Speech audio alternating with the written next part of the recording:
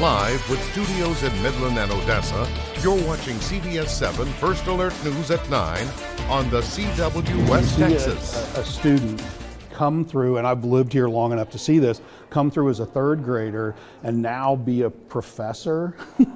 Okay, you know, it's magical, and their lives are informed by the beauty of their artwork and the people that they touch. The Ellen Noel Art Museum is in the process of getting a new building and introducing new programs for the people of the Permian Basin. In just a few minutes, how the upgrades and renovations will benefit our local culture.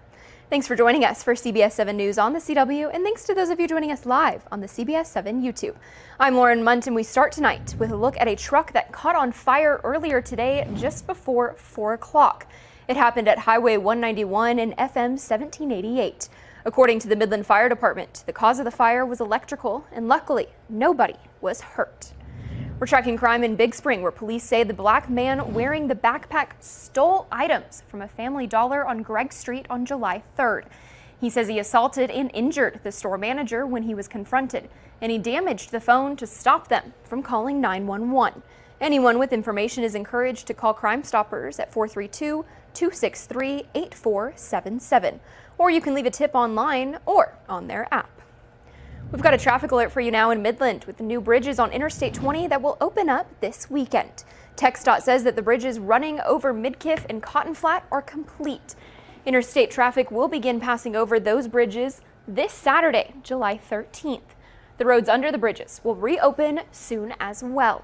And the Midkiff intersection is scheduled to open by next Tuesday, July 16th. The Cotton Flat intersection will have at least one lane open in each direction by July 26th. We've got continuing coverage for you now as the City of Midland and Midland firefighters continue to discuss how they will save the Midland's Firemen's Relief and Pension Fund. It's a problem decades in the making. And CBS7's Tyler Proglich was at that meeting earlier, and he's got the latest. Tyler?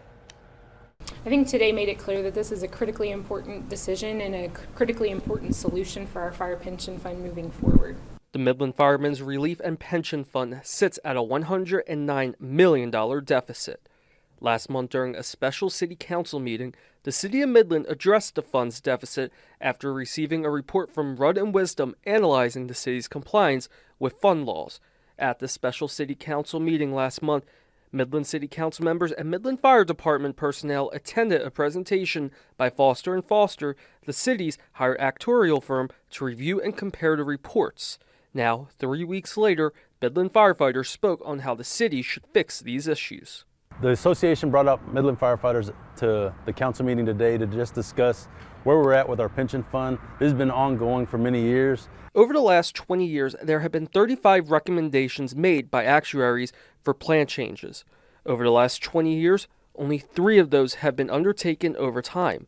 Because of that neglect, this issue has finally come to a head. Blong and this city council are trying to finally resolve this long-standing problem. We're now dealing with that, and we, under my leadership as mayor and our council, we're committed to dealing with that issue today. During today's meeting, Midland firefighters and the city discussed several possible ways to lower the debt of the Firefighters Relief Fund. Some of those solutions included having the fire department sell bonds, having cash infusion, and lowering the pay for firefighters in Midland, which has already caused concerns for current firefighters. That there has been several firefighters that have reached out just over the projected, like the potential for a vote for more cuts, that they would leave the fire department. Well, that means that we're losing experience, and that becomes a public health issue or public safety issue. Mayor Blanc says she realizes it's not fair to make pay cuts to our firefighters and knows the domino effect that could have on this community. But Mayor Blanc also doesn't want this debt to fall only on the firefighters. And so in order to make that happen, we're going to have to reach an agreement and bring that forward.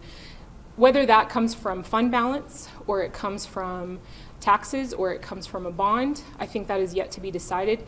The reality is there is a $100 million deficit, and we have to make up the difference. According to Graham, back in 2015, the debt of this fund sat at $400,000. Over the last 9 years, it has accumulated up to $109 million and is only expected to grow. With that in mind, Mayor Blanc wants this issue solved sooner rather than later. But we would like to get it solved quicker than that, if at all possible, because we know that the deficit continues to grow as long as this remains unsolved. Also at the meeting was a former Midland firefighter and now current Managing Director of Public Safety for the City of Midland, Chuck Blumenauer. He has worked on both sides and says he wants to see both sides meet in the middle. As a former firefighter, I understand wanting to understand what your retirement benefit is going to be and wanting to protect that, but I also think there's room for us to make changes on both sides that get us to that goal that are really unpainful for everybody. Ultimately, none of these potential solutions were decided on today. Mayor Blanc, as well as other city elected officials, plan on continuing more discussions about the Midland Firefighters Relief Fund in the coming weeks. Reporting for CBS7 First Alert News, I'm Tyler Poglich. Thank you, Tyler. We're going to take a pause now and talk your weather forecast with Chief Meteorologist Tom Teeferteller. Tom, I was outside in the heat today. It was a really rough one. Can you give us some good news and tell me it's going to cool off? Well, you know, temperatures really aren't all that bad. We got up into the mid-90s today across the Permian Basin. Lauren's giving me a dirty look over there, saying it was worse than that. But, you know, at least it wasn't triple digits is the way I look at it, okay? We didn't see much in the way of scattered showers, thunder showers across the Permian Basin. All that was down across the lower Trans-Pecos into the mountain areas.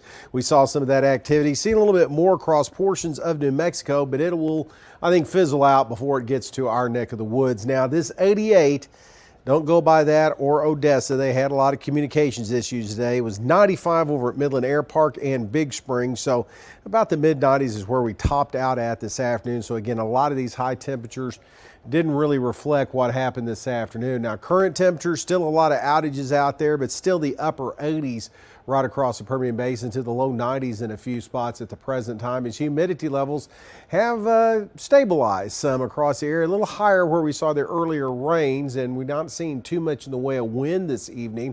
A little gusty down towards Presidio out of the northeast up to 22 miles an hour. So just a touch of humidity in the air overnight tonight, lower 70s on the way, and it looks like more of the same. Rinse repeat over the next few days. We're going to see the mid-90s, isolated thunderstorm chance in the forecast all the way into the weekend. Tom, I'm pretty sure it was a lot hotter than mid-90s, but that's why cars these days have air conditioning. Speaking of cars, they've got a lot more to offer than that. From heated seats to self-driving, your car can really do anything. But can it turn into an STEAM classroom? What about a healthy cooking station or a career exploration space? Your station wagon might not have those features, but the Inspiration Station certainly does. The first day of school for Ector County ISD is still 6 weeks away, but the Inspiration Station is geared up and ready to start helping students learn right now. This partnership with ECISD and the Odessa Education Foundation was created to help students to dream big and learn in a unique way. It means that school doesn't have to take place in a building. School learning can happen within our community. To take the things that the kids are learning in the classroom, get them outside of the classroom to give them a hands-on, real-world kind of experience. So let's see what that experience is like and step inside the Inspiration Station. Come on. So you can see we've got stations set up here. We've got the 5 computer monitors. So if we wanted to support something that was going on in the classroom, we could do that with the technology here. These tables are adjustable up and down because we might have big kids, we might have little kids. We really want to support literacy. So you can see we've got all the books. Some of our books are bilingual. We really want to support literacy. This table actually goes down, so we could have a little bit more floor space. Over here, we have a sink. We have an eye wash station so that if, you know, we have science experiments in here, we've got all the safety things that we need. It's got a ton of storage. We just want it to basically be bright and colorful and be something exciting, so the kids will be like, oh my gosh, I had a really cool experience today. This hands-on learning mobile will not only provide opportunities for ECISD students, but anyone in the community. We are going to be out in the community on weekends and holidays and through the summer months, and so we invite all children in the community to come out, regardless whether you go to private school, charter school, or the public school. This is for you. We're going to be at football games. We're going to be at farmers markets. We could even be at a grocery store doing a cooking demonstration. Now this is just the beginning for the outreach vehicle. The Education Foundation is dreaming big, just like the Inspiration Station intended, and preparing for an even bigger way to bring education to West Texas. The future is going to be this times two. We would love to have a bigger vehicle that an entire classroom could sit in. The Inspiration Station will start rolling around the community this summer. And if you're interested in visiting the mobile classroom, you can visit educationfoundation.org for the vehicle's schedule. Let's look across West Texas now, where today the West Texas Food Bank hosted a successful food distribution event in Balmorhea, serving over 70 families in need. The West Texas Food Bank visits Balmorhea every second Tuesday at the Reeves County Community Center. Today's event also served as a reminder to community members to bring their yellow West Texas Food Bank identification card for efficient check-ins, as it helps streamline the process and it makes it easier on other volunteers. Let's look across Texas at Tropical Storm Beryl, or Hurricane Beryl, I should say, that is now a tropical depression, which has left parts of Texas devastated and many areas underwater. At least 8 people are dead, and the storm also caused destructive tornadoes. Janet Shyamalan is in Houston, where many people still don't have power. A path of destruction after Beryl unleashed a barrage of severe weather as it moved inland. This is Timpson, Texas, where the roof of the city hall was ripped off. We have roof damage, we have ceiling tiles coming out, we have lines down. It's a mess. A massive tree fell on Haley Laredo's home in Houston, killing her 73-year-old mother-in-law, who was in bed. My son was screaming, "Grandma," because he saw me crying and telling my husband, "Go check on your mom." And he started freaking out. He was like, "Grandma," he said, "call 911. Down trees littered streets, from winds gusting up to 90 miles an hour and torrential rain. There were at least 7 deaths in the Houston area, including a police officer driving to work during the storm. Power outages topped more than 2.5 million, and it could be days before it's all restored. This storm, Beryl, has been resilient and relentless. Parts of downtown Houston flooded, and some areas saw almost 10 inches. That's more than 2 months of rainfall in one day. People abandoned cars on water-engulfed roadways, and first responders made at least 24 high-water rescues, including this driver on flooded Highway 288, as officials warned residents they're not out of the woods yet. Don't let the clear skies fool you. We still have dangerous circumstances. We still have high water across our city. As conditions improve, the area's main electricity provider says it expects to have more than 1 million customers back online by the end of the day Wednesday, but that will still leave hundreds of thousands in the dark. Janet Shyamalan, CBS News, Houston. West Texans are stepping up to help in the wake of this hurricane. 2 members from Odessa Fire Rescue have been sent to the Gulf Coast to help. They're going on behalf of the Texas Interstate Fire Mutual Aid, and this deployment supports the state's response to the impacts of Hurricane Beryl. They are part of a Strike Team 166 in Houston, and have been assigned to assist the Army National Guard in high water rescue vehicles. Lieutenant Elvis Nicholas and firefighter Clayton King will be representing OFR and the city of Odessa. Still ahead, the Ellen Noel Art Museum is getting renovations and upgrades. How it'll benefit the Permian Basin, coming up next.